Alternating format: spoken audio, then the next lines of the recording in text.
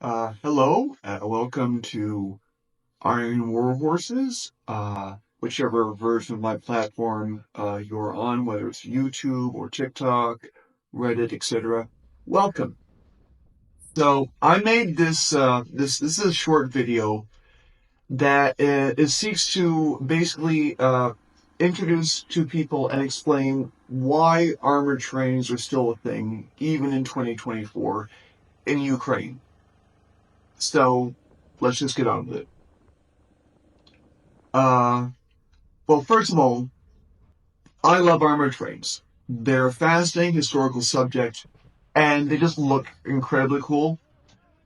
So I hope this short will help clear up some very common misconceptions and just often plain ignorance about armored trains in general, and the ones in the Russian-Ukraine conflict specifically. So, most people see a train with guns and some makeshift-looking protection in a modern war and laugh. Most others also say Russia bad because they are NATO trolls who would say that no matter what it was, but it has to be bad because it's Russian, right? But the simple fact is the use of armed and armored trains in various conflicts has been a non-stop thing since the American Civil War. The very first Railroad War. Except for particularly elaborate examples from World War I and World War II, for the most part, armored trains are very simple to make and can be assembled on the cheap using whatever is at hand at your local home rail depot. So, to make this simpler, I'm going to break this up into several key categories. 1. Construction and protection. The armor of most such trains, even today, is usually intended to stop bullets and shrapnel, and not, as many seem to think, tank rounds, ATGMs, RPGs, or anything that's designed to kill tanks, basically, or even, armored vehicles. It is simple, usually, but not all. It is simply, usually, but not always improvised, using locally available metal sheets, sandbags, rail sleepers, actual rails, and even concrete. A common method used throughout history is to install a double back wall on the train car and fill the gap between the walls with anything from rocks, sand, or concrete, as long as it is sufficient to stop standard rifle caliber armor piercing rounds and shrapnel. 2. Civilian armored trains. A very common misconception is that the only kind of armored trains that exist are the ones you see in wartime with guns on them. This couldn't be further from the truth. Even outside of war, commercial trains are often threatened by everything from casual vandalism, theft, bandit attacks, and other things that usually don't require heavy armor or armaments to deal with. There are plenty of examples of armor or at least protection applied to commercial trains, like the so-called ghetto bars in these photos, on American commercial trains going back to at least the 80s. And these 2022 photos show a much more elaborate, armored Ukrainian passenger train complete with a pilot wagon to carry rail supplies and potentially detonate mines. So it's not just military trains with guns. Like, what are their passenger trains supposed to do during wartime? Not protect themselves? 3. Military armored trains. Armed security and military trains, such as the type Russia uses right now in Ukraine, have always been used mainly to patrol and protect endangered areas of the railroad and rail workers from attack by bandits, saboteurs, thieves, and just opportunistic pricks. And anybody who lives in parts in cities where theft of railroad property is common, for example, in Los Angeles. While you might be blaming that holiday gift that never arrived on the supply chain that we've been telling you about for months now, there may be another explanation. Wait till you see this. LAPD officers are finding that thousands of packages are being found near the train tracks in downtown Los Angeles. Wait till you see this video. Christine Lazar has more on what looks to be a modern-day Great Train robbery. It's like a scene out of a disaster movie. Thousands of boxes littering the Union Pacific train tracks in downtown LA.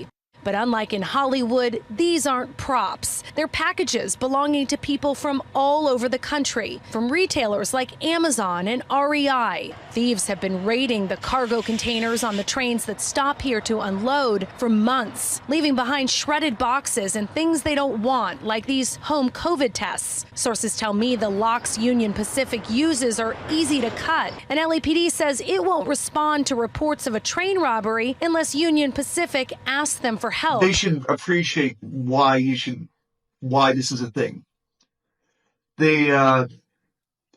These armored trains, proper military and security trains, usually operate as mobile garrisons capable of moving large distances and being created relatively cheaply with local resources.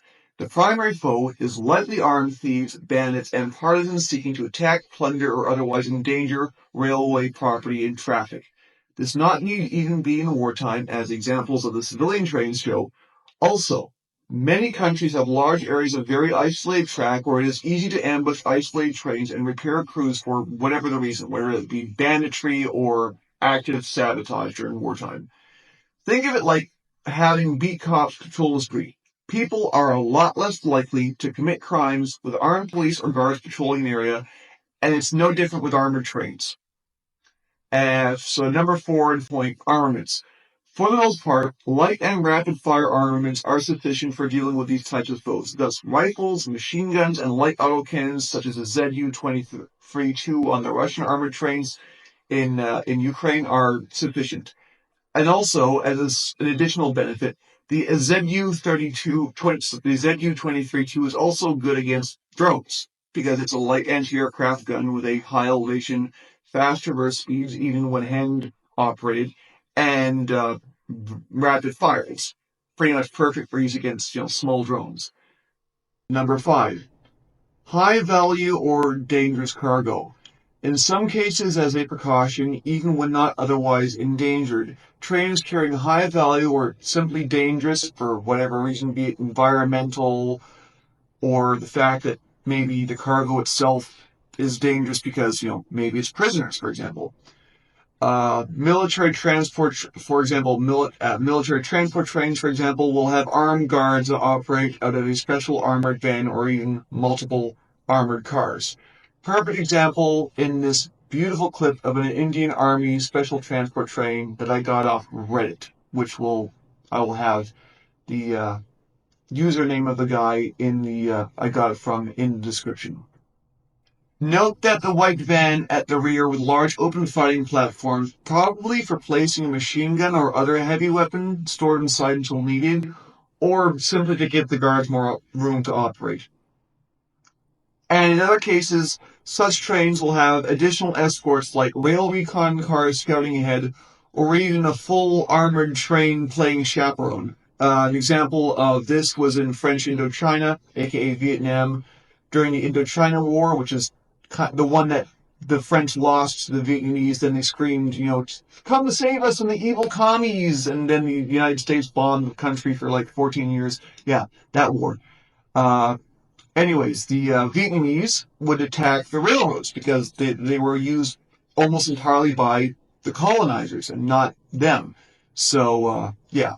Anyways, the French would group together regular civilian passenger trains and cargo trains in convoys of 3 or 4 trains called rafale, which is a French word for meaning wind, essentially. And they would have a heavily armed train sent ahead of the whole lot, and it would stop at night. It wouldn't move at night, and it would stop in like heavily fortified areas specifically designed as rest spots for the train. So yeah, there's plenty of varieties and examples of trains that can be considered, if not armored, then at least armed. So anyways, I hope, this has taught you a few things about why armored or armed trains exist, what they are used for, and why they are not going to disappear anytime soon. Because they're not. They are very useful. They are usually pretty simple to put and cheap to put together, and they work. So yeah.